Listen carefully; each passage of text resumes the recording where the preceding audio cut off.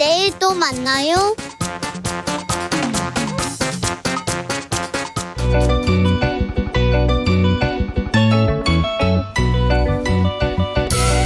한층 날카롭다, 한결 정확하다, 한편 세심하다. 밖에서 보는 내밀한 분석, 정치적 원의 시점.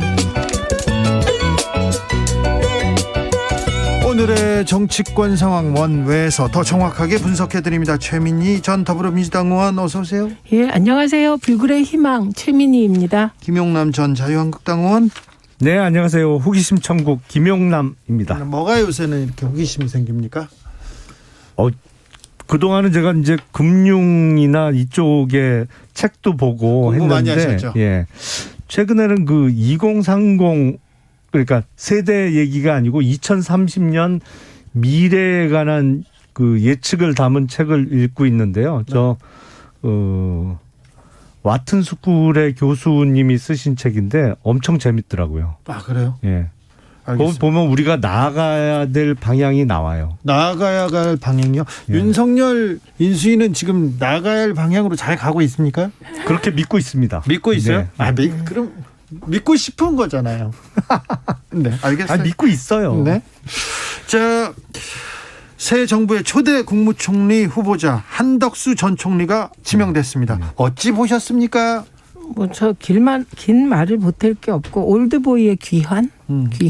그리고 결국은 모피아로 가나 네. 이런 자괴감이 좀 듭니다. 네.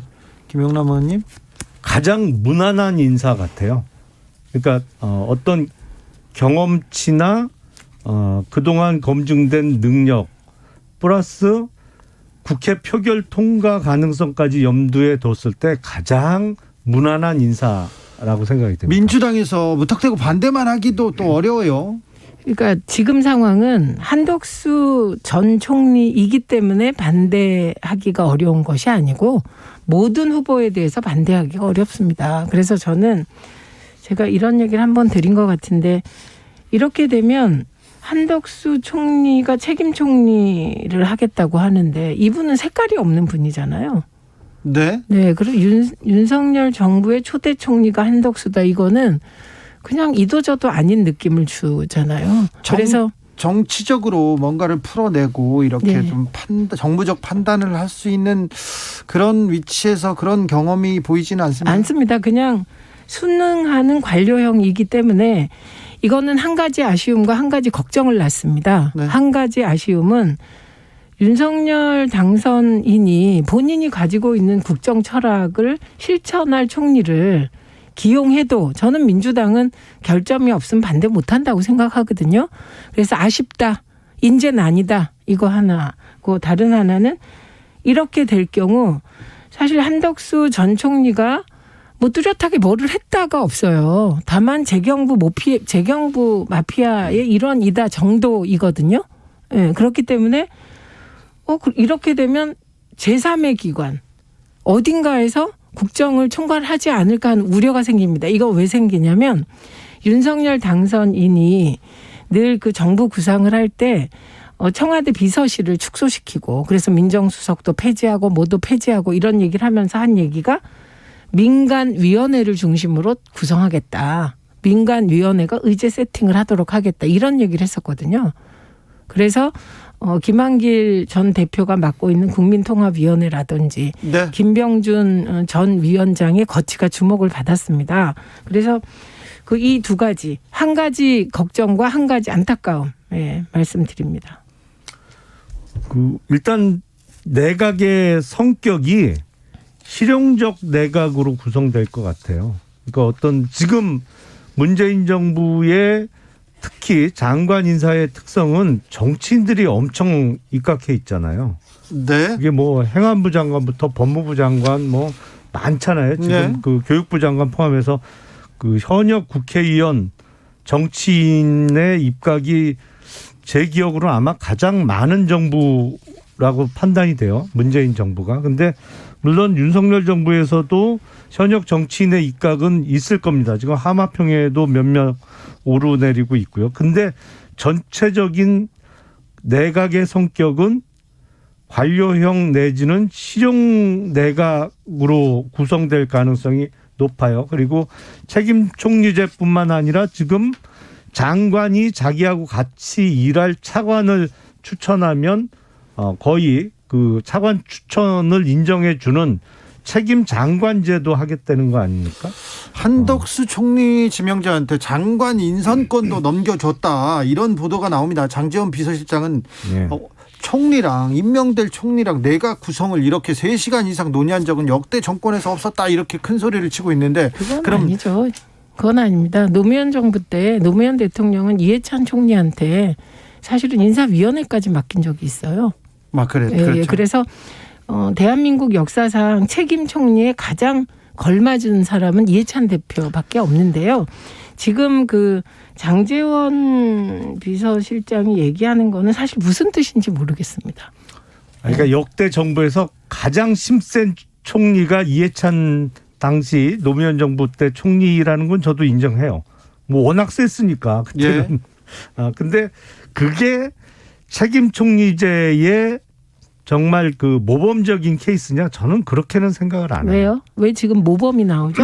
지금 제가 말씀드린 건 역대 정부의 책임 총리가 없었다. 이 말에 대해서 뭐 예를 들면 그 3시간 동안 인사에 관해서 얘기한 적이 없었다. 그게 아님을 제가 말씀드린 것 뿐이고요. 아니 얘기야 모범이다. 뭐 더 그 전에 오래 하는 분이 있었을 수 있겠죠. 근데 아니, 그러니까 이제 이해찬 총리 때는 워낙 파격적인 인사가 많았기 때문에 그게 표현을 잘하면 파격적이라고 볼 수 있습니다만 과연 중앙부처의 수장으로서의 장관으로서 어떤 능력이나 이 자질이 검증된 인사였느냐 그 부분에 대해서는 조금 의문이 많이 들기 때문에 제가 지금 잠깐만 끊고 말씀드리면 사실 저는 굉장히 긍정적으로 참여정부 내각을 평가합니다. 왜냐하면 당시에 그 강금실 그리고 이창동 등등 그리고 유시민 장관까지 걸출한 인물들이 많았다고 생각합니다만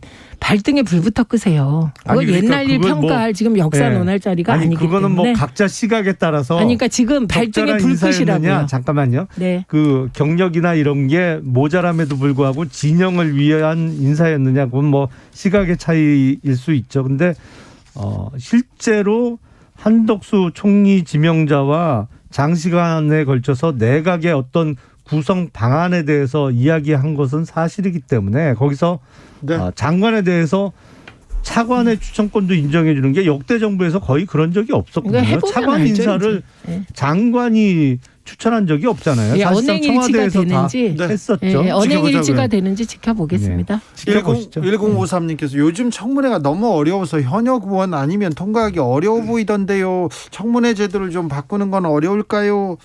지금 당장 바꾸기는 좀 어려울 것 같습니다. 시간이 촉박해가지고요. 항상 이게 여당 측에서는 그 개인적인 사안에 대한 것과 업무 자질과 능력에 대한 청문회를 구별해서 네. 개인 신상에 대한 것은 비공개로 진행을 하고 네.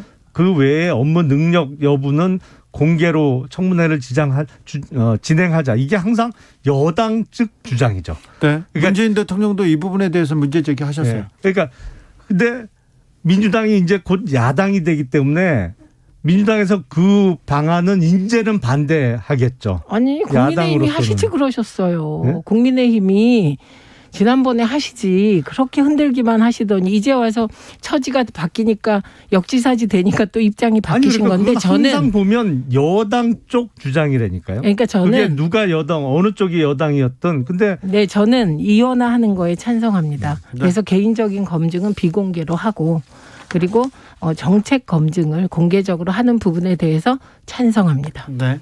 근데 문재인 대통령께서는 뭐 인사청문 보고서 채택 안 된 장관을 제 기억으로 한 20명도 훨씬 넘게 임명 강행을 하셔서 사실은 국민의힘에서 인사청문회 무용론이 제기가 잠시만요. 됐었죠. 근데 이건요. 국민의힘이 너무 흔들고 적격자도 부적격이라고 몰고 그 흔들기를 얼마나 했느냐를 반증하는 것이기도 하죠. 이번에 네. 이제 민주당이 야당 됐으니까 어떻게 하시는지 두고 보죠. 뭐. 볼까요? 네. 그거 관전 포인트입니다. 예, 민주당은 팩트에 기반해서 잘 하시기 바랍니다. 자, 윤석열 당선인 용산시대 오늘 예비비가 300억 원 먼저 지급하겠다고 서로 합의를 했나 봐요. 그런데 이 돈이 부족합니까?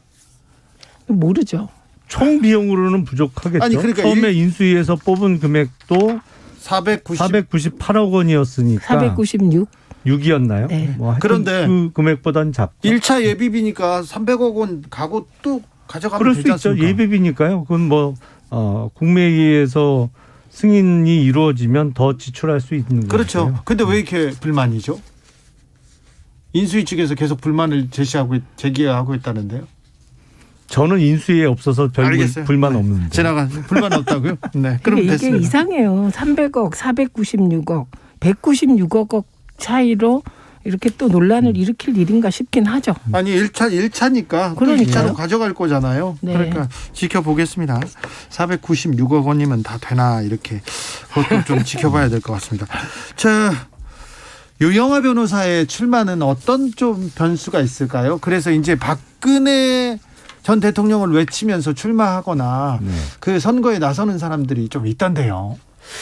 그러니까 유영하 변호사가 대구시장에 출마하면서 선거 구도상 졸지에 김재원 전 의원이 친박이 아닌 것처럼 비춰지게 생겼어요. 아, 그래요? 그분이 친박 중에 친박 아니 아니었나요? 그러니까요. 뭐 박근혜 정부 시절에 청와대 정무수석도 했고 그 전에 박근혜 대통령 집안과도 굉장히 또 뭐 가까웠죠. 아니 그러니까 근데 당연히 그래서 홍준표 의원과 김재원 전 의원이 소위 얘기하자면 뭐 친박 비박 이 구도로 대구시장 경선이 치러질 거로 예상을 했는데 그 유영하 변호사가 선거를 출마하면서 그건 뭐 친박도 아니고 찐박이잖아요. 그렇죠. 이제 진박에서 더 넘어갔죠. 그러니까요. 찐박 좋네요. 네. 네.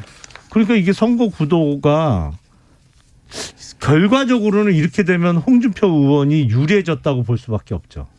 네, 김재원 의원이 의문의 1패 맞는 것 같고요. 그다음에 의문의 1승 홍준표 의원 맞는 것 같습니다. 그런데 저는 기준을 세워야 한다고 생각합니다. 18대 국회 때 친박 연대가 생겼죠. 아마 그때죠. 그게 네. 18대죠. 그리고 20대 국회의원 선거 때 진박 간별 옥새 들고 나르샤 때 유영하 변호사가 아마도 송파에 출마하려다가 실패했던 네. 그런 일이 있습니다. 그런데 상황을 보면 박근혜 전 대통령은 사면 복권된 거지 그 과거에 국정농단에서 탄핵된 대통령이 아닌 건 아닌 거거든요. 네. 그렇기 때문에 지금 벌이는 찐박 논쟁은 무의미하다 이렇게 생각합니다. 그래서 김재원 의원은 위치가 되게 애매했어요. 친박인지 아닌지 잘 모르게 그렇게 행동을 하셔서 기준은 이게 아니라 누가 대구시장에 적합한가로 좀 경쟁을 하시면 좋겠습니다. 이게 무의미하지 않습니까? 어쨌든 선택은 대구 시민들과 대구에 계신 국민의힘 당원분들이 하실 거니까요. 네. 네. 사실은 흥미진진하게 지켜보면 될 것 같아요. 관전 포인트가 하나 더 늘어나서 별로 흥미진진한 것 같지 않아요. 아니, 왜냐하면 저희 쪽은 흥미진진해요. 아니 그러니까 그게 이런 문제라는 선거가, 겁니다. 뭐가 이런 문제냐면 경선이. 유영하 변호사가 대구에서 계속 활동한 분이라면 저는 동의를 일부 할 텐데 대구에서 전혀 활동 안 하셨죠. 그렇죠. 다만 박근혜 전 대통령이 대구에 사저를 만들어서 내려가니까 박근혜 전 대통령을 옆에서 지켜줬던 호위무사가 대구시장에 나간다? 대구시가 사유물은 아니지 않습니까? 그래서 저는 이 부분은 크게 그렇게 관전 포인트가 될까 싶은데요. 한번 지켜보죠, 이것도. 네. 저는 결과가 엄청 궁금한데 사실은. 그렇습니까? 궁금하긴 한데 네. 유영하 변호사의 등장으로 어쩌면 답정너가 됐을 수 있다. 예, 그런 생각이 듭니다. 다른 지역에서도 내가 박근혜를 지키겠다. 내가 진짜 친박이다 이렇게 하면서 출마하는 사람들이 좀 있을 것 같은데요. 근데 그게 거의 안 통해요. 그런가요? 네, 왜냐하면 지금 최근 5년 동안 박근혜 전 대통령하고 그 의사소통이 되고 또 면회가 허용됐던 사람은 유영하 변호사밖에 없거든요. 네. 그러니까 다른 사람들이 내가 뭐 어떻다 그걸 사람들이 인정해 주나요? 알겠습니다. 예. 민주당으로 가보겠습니다. 민주당 서울시장 후보는 누가 되는 겁니까? 어떻게 돼가고 있습니까? 이건 뭐 당원과 지지자들의 뜻에 따라 결정될 겁니다. 왜냐하면 민주당의 경선 룰이 5대5거든요. 네. 당원과 여론조사 네. 5대5고 그 누구도 국민의 뜻을 거스를 수는 없다. 이 원칙은 흔들리지 않습니까? 네, 저는 경선해야 된다고 생각합니다. 그래요? 힘들수록 원칙대로 가야 합니다. 네. 정봉주 전 의원도 서울시장 출마 얘기가 있던데 그러니까 그런가요? 경선해야죠. 예, 예. 네, 잘 모르겠습니다. 근데 그렇게 출마하겠다는 의사를 가진 사람이 여럿일수록 네. 원칙에 따라 경선하면 경선해야죠. 될 것 같고 그 경선 룰에 여론조사에서 어떤 후보가 20%인가 25%를 더 얻어서 앞서가면 네. 그 단수 공천입니다. 그러니까 전략 공천이 아니라 단수 공천 할 수 있거든요. 네. 그러니까 그런 모든 걸 포함한 원칙대로 해야 한다. 그렇죠. 그렇게 원칙대로 봅니다. 가야죠. 네. 원칙을 허물기 시작하면 그때부터 이제 큰 잡음이 시작되지 않습니까? 그럼요. 반발. 저희 당이 4년 전 지방선거 때 네. 그 원칙을 지키지 않고 네. 공천이 아니고 거의 사천식으로 진행되다가 폭망했잖아요. 네. 지방선거. 이번에는 다 시스템 공천을 하겠죠? 이번엔 그렇게 될 겁니다. 이번에는 그 원칙을 흔들 수 없을 거예요. 네.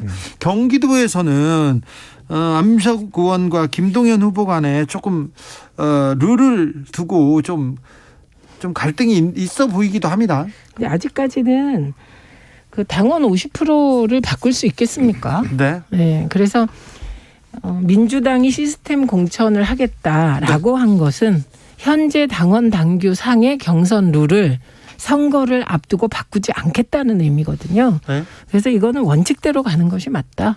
제가 이렇게 만약에 봅니다. 민주당 권리당원이라면 네. 그리고 오래된 민주당의 지지자라면 김동연 후보가 조금 얄미울 것 같아요. 왜요?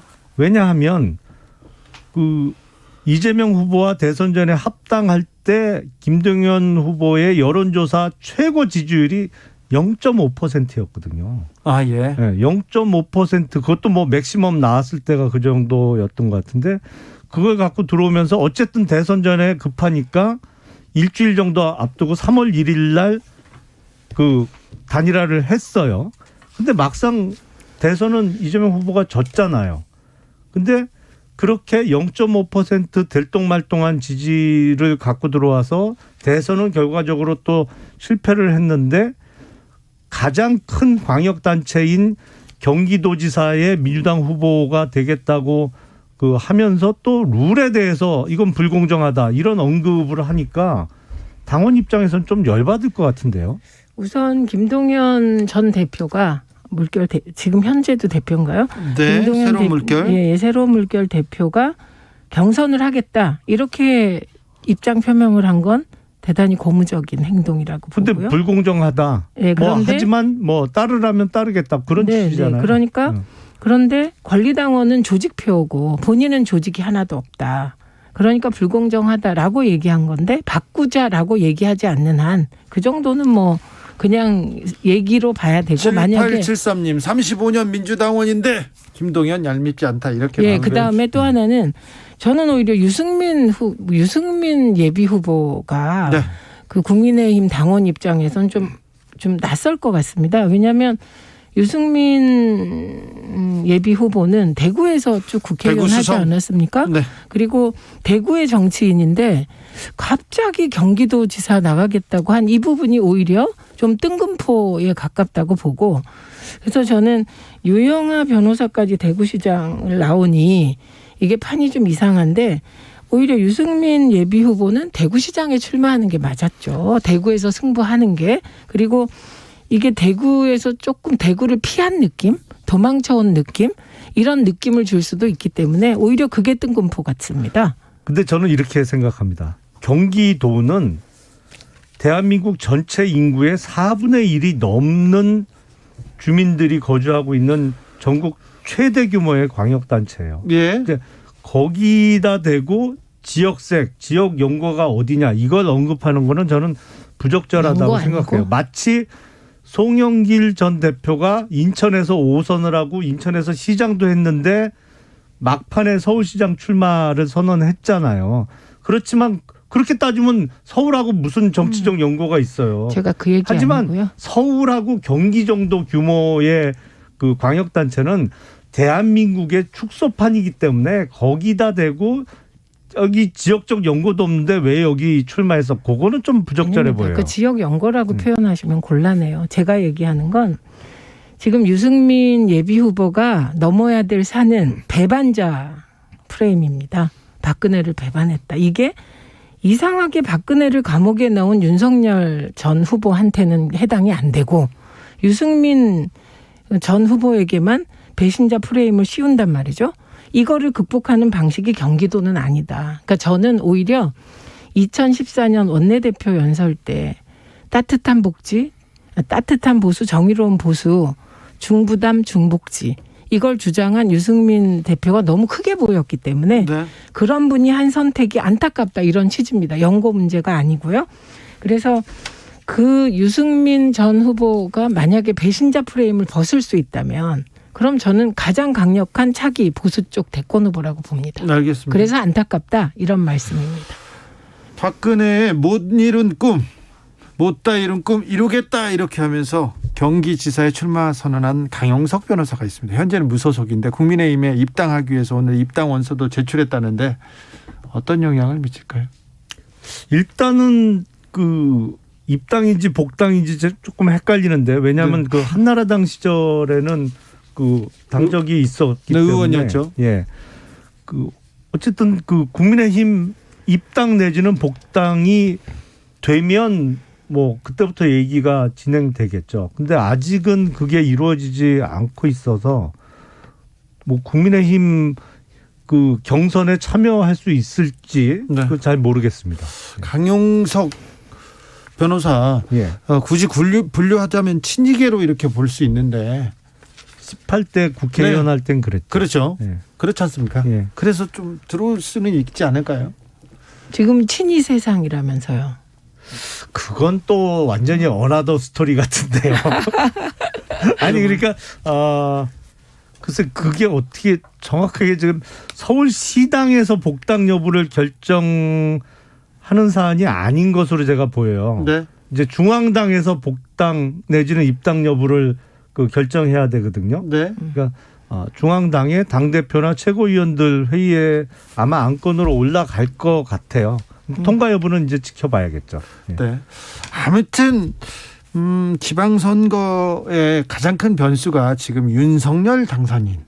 그렇죠. 그리고 윤심. 네, 윤심이 어디로 가느냐. 그리고 윤이 어떤 사람들을 임명하느냐에 따라서 이번 지방선거의 가장 큰 변수가 거기서 나올 가능성이 커요. 맞습니다. 아니 공천은 전혀 그 영향을 안 받을 거고요. 아, 그래요? 공천은 정말 룰대로 갈 수밖에 없는 상황이기 때문에. 의원님 지금껏 다 룰대로 원칙대로 시스템대로 한다고 해놓고 다 그렇게 했지 않습니까? 아니 요번엔 그거 안 될 거예요. 요번에는 특히 단체장 공천을 전략 공천으로 이렇게 소위 내려 찍는 공천은 못 할 겁니다. 근데 본선에 있어서 가장 큰 요인은 뭐냐?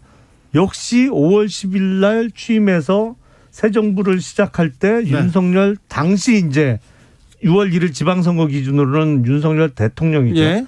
윤석열 대통령과 윤석열 정부가 초반에 어떤 모습을 국민들께 보여드리느냐.